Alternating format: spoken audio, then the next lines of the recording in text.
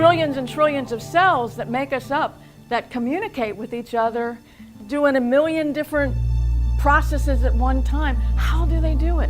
I mean, it's mind-blowing when we really think of, the tiny little cell, what they're capable of. Sandra Barrett is an educator, medical scientist, author, award-winning photographer, and author of Wine's Hidden Beauty, an exploration of wine as seen through the microscope. In her new book, Cells and the Sacred, Dr. Barrett reveals the scientific, mystical, and spiritual qualities of human cells. My work is to bridge science and spirit. My biochemistry, my science background, has evolved into what I'm calling Cells and the Sacred. And Cells and the Sacred looks at what's the architecture of the cell? How does the cell work? How do we make that practical to ourselves? What are the lessons we can learn from the cell? And where are there any sacred teachings that the cell embodies? What do the cells have to teach us? From a metaphoric perspective, I can interpret again the structure, the architecture of a cell in sacred terms just because that's my inclination as a scientist who has straddled both worlds. The fabric of the cell is the place where energy healing can take place. It's the place where sound can influence. I mean, they're strings. Our cells are made of strings. So it's like now we have a place that we can understand, the whole idea of resonance, why chanting or singing or humming will make a difference because, we have a structure here. So we have the scientific part of what builds our cell membranes, and then how do we embody it to really get it, and what can we learn in terms of our nutrition that would make a difference in the fluidity of our cells and how they function. Whoever takes this workshop, one will get an experience of the reverence for their cells. So a lot of it's practical in terms of, even if you didn't remember anything about the mitochondria of a cell, that you've got something you can go home with and learn about. You can do it every day. It could take you 10 minutes. Your cells are always in the now. What am I feeding them that put stress or anxiety on them? Come back to the now.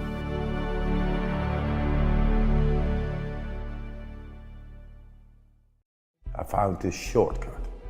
I found the missing link. This is what I was looking for. What I felt was there.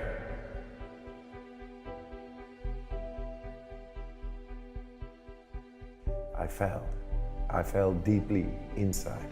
It silenced me. I felt this is it, without thinking. Later, I began to know, yes, the whole brings you in a deeper connection with the deeper parts of the brain, which is the adrenaline, the reptilian mode, the primitive brain, the reactionary brain, which is not thinking, but only feeling. This is what I was looking for, something beyond religion, beyond concepts of philosophy. Or if you do this, this happens, all kinds of disciplines, but never this depth in my brain connected with the depth of my body. I've always been looking for what is life about? What is the real sense of life? And you cannot find it in the books. You are the book. You got to open up and begin to read, to be conscious of what you have inside. That's my conviction. We are made to be happy, strong, and healthy. We got it into the science that we are able, everybody, to tap into the autonomic nervous system in 2 days. I found this shortcut. I found the missing link, the key to the depth of our physiology, the way nature has meant it to be.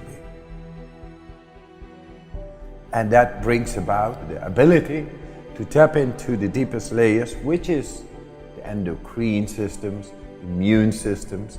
And what is endocrine systems? All that makes you happy, or those are hormones. happy hormones, all that makes you powerful.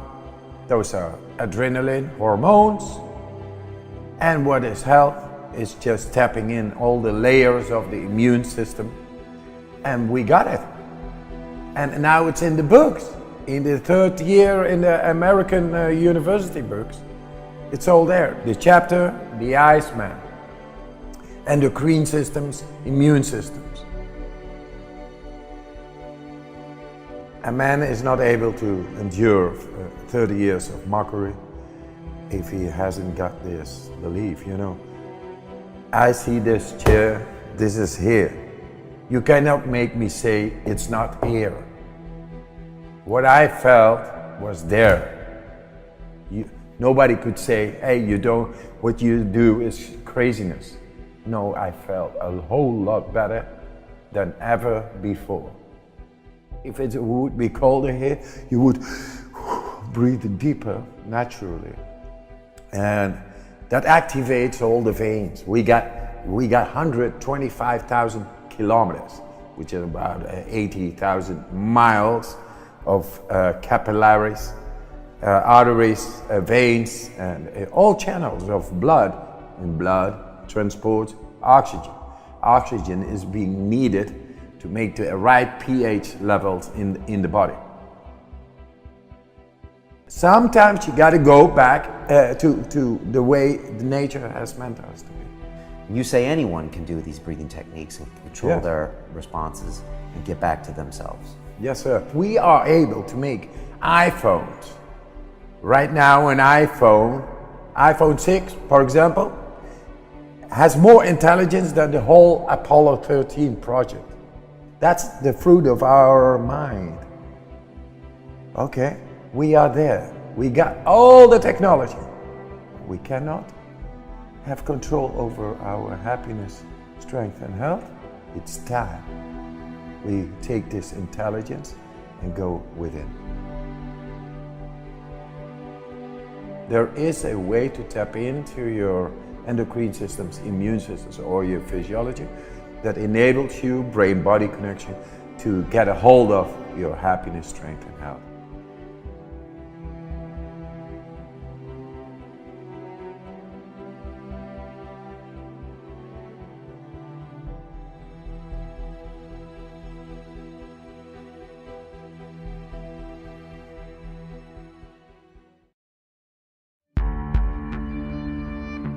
It took about 20 years before science owned what I was talking about.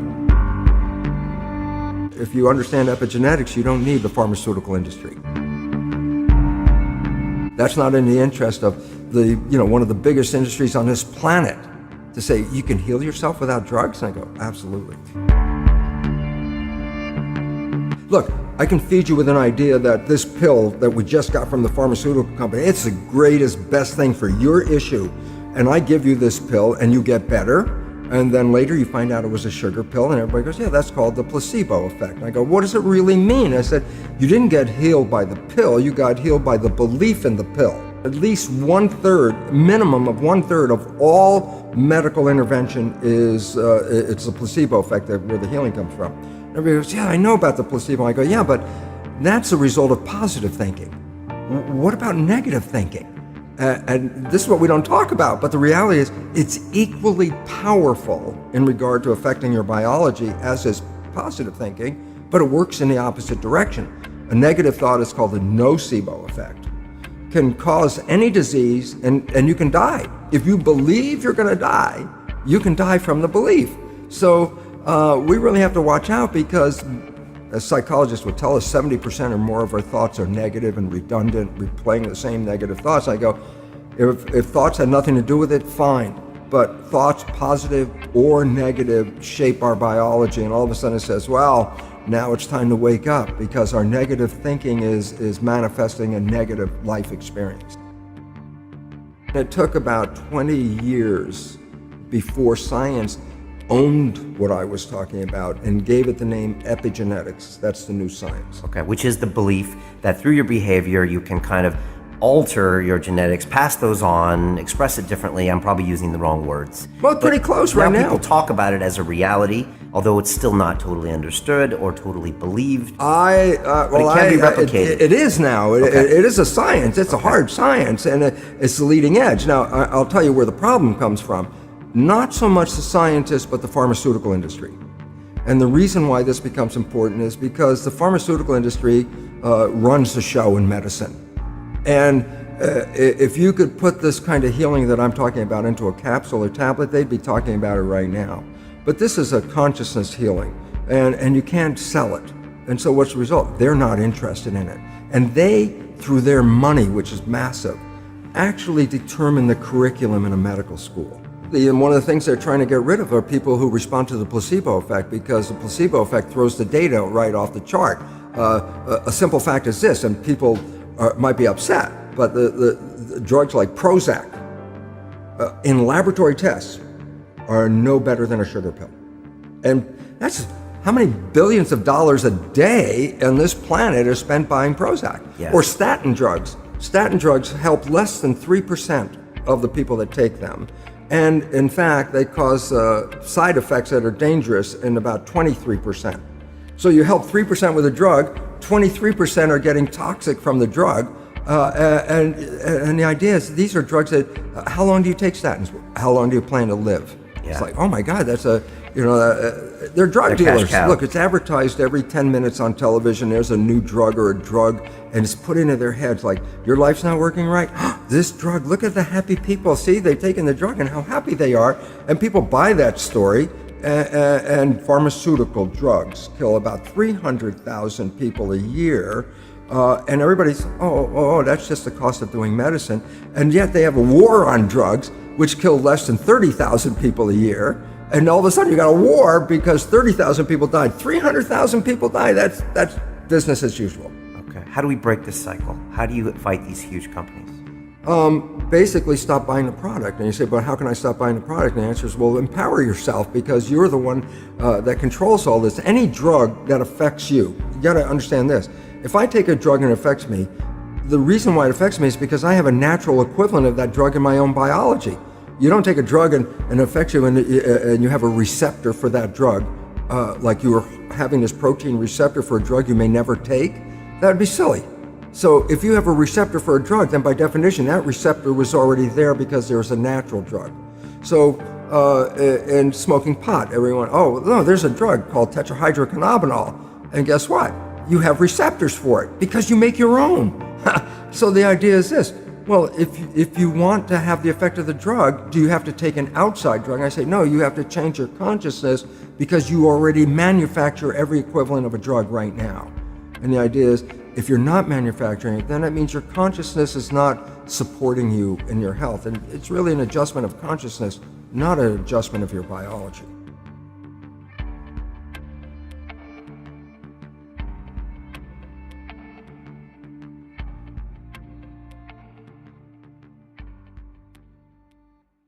For some of us to wake up, we need a wake-up call.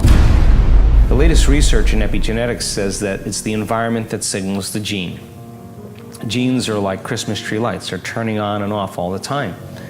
Genes make proteins, and proteins are responsible for the structure and function of your body. The expression of proteins is the expression of life. But if you're interpreting your environment the same way every single day, you're thinking the same thoughts, demonstrating the same behaviors, living by the same emotions, you keep the same genes on and the other genes off. Throw in the hormones of stress, which really downregulates genes to create disease. Then the question is, if the environment signals the gene and the end product of an experience in your environment is called an emotion, if you live by the same emotions every single day, your body's believing it's in the same past environmental experience over and over again, and now you're headed for a genetic destiny. So then, can you signal the gene ahead of the environment? And the answer is absolutely yes. Because when you begin to embrace an elevated emotion and you combine it with a clear intention, and you're totally in the present moment, your brain and body don't know the difference between what's going on out there and what's going on in here. Your body believes it's in some experience in the external environment that's producing that emotion. And all of a sudden, the stronger the emotion you feel from an inward process, the more you pay attention to the thought or the image in your mind, you're creating a long-term memory, and all of a sudden now, you begin to downregulate the gene for disease and you begin to upregulate the gene for health, and that gene begins to make a new protein, and that protein begins to make a new hormone or a new chemical or an expression of something, a new chemical that's going to begin to affect other systems in the body. Acute conditions. Our medicine is so great for acute conditions. You break your arm, you have appendicitis, you're not going to go to an acupuncturist, you're going to get immediate care. Chronic conditions require a lifestyle change, which means you have to start making different choices. You got to start examining the way you live your life and the choices you make and the thoughts you think and how you manage your emotions. And so the beauty behind all of this is that just like an infection spreads amongst the community and creates disease, once people start breaking through and they wrap their mind around this, health and wellness can be as infectious as disease, and we're seeing it happen. And placebos, just so you know, range from working anywhere from 10% to 100%. Imagine that. So in a depression study, as an example, 83% or 81% of the people in a depression study that are given a placebo heal as well as the people that are given the actual antidepressants. There's brain scans to show changes in their brain before and after.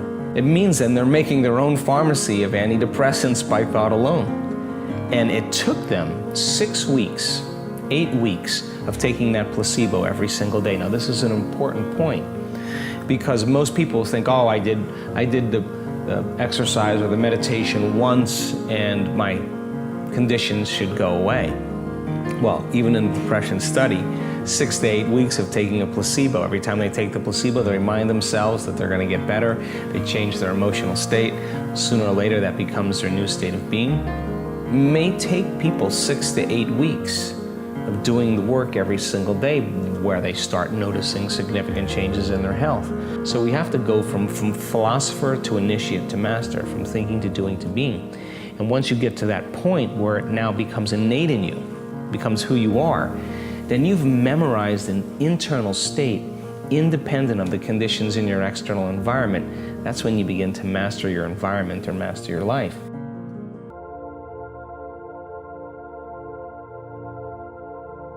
In my latest book, The Power of Eight, what I really discovered was that everything I thought I knew about the power of intention has, in a sense, been turned on its head. We generally think of intention as, I want, I get. And the universe is kind of like a restaurant just waiting for our order. And what I really discovered was that sometimes the actual focus of intention is almost beside the point. In many of my big intention experiments, while they've worked, while they've demonstrated an effect on the target, the more interesting experience has been on the actual senders. I decided to study that as another kind of experiment when I invited my audience to participate in a master class that would go for an entire year. So I put it out there, I asked for volunteers and people who wanted to be part of this, and we had about 250 people who did.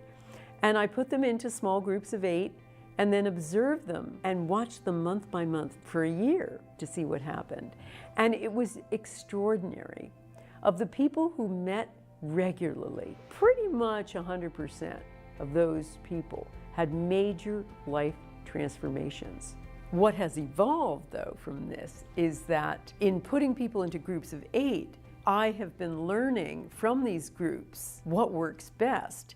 And I've discovered that when people get off of themselves and start intending for someone else, they start healing too. And if you go on and you look at a lot of the evidence about altruism, you find that there's nothing like it as a bulletproof vest for ensuring a long and healthy life.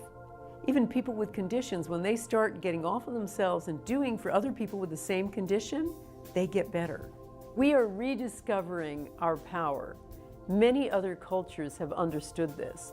They've used extended human potential in their lives. They use intention, ESP, remote viewing religiously. They use it every day. It's only we, Western mind, and by that I mean modern mind, that create this limiting view of ourselves as these discrete objects and these discrete beings that are highly materialist and that we can only do with our senses, our immediate senses, what is, just right there in front of us. And we define ourselves in such limiting biological terms. So it's reacquainting ourselves with what the ancients have understood for centuries, and then exploring that capacity and seeing if we can extend beyond that.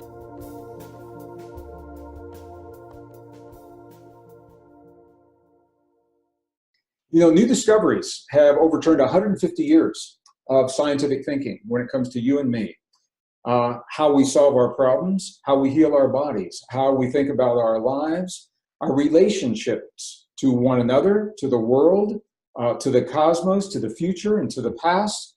And you would think people would be really excited about these new discoveries based upon rock solid science, but the reality is that they are simply not making it into the mainstream. You're not seeing these discoveries in the mainstream classrooms, mainstream textbooks. You're not seeing them in mainstream documentaries on cable television.